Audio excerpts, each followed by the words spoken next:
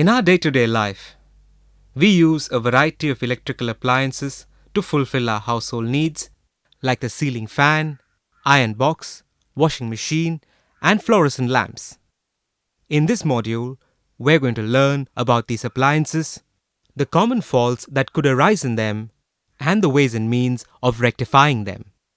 The tools commonly required for the purpose are 500 volts mega, multimeter, 100 watts test lamp, combination plier, 150 millimeter screwdriver, double end spanner set from 6 millimeters to 22 millimeters, and soldering iron.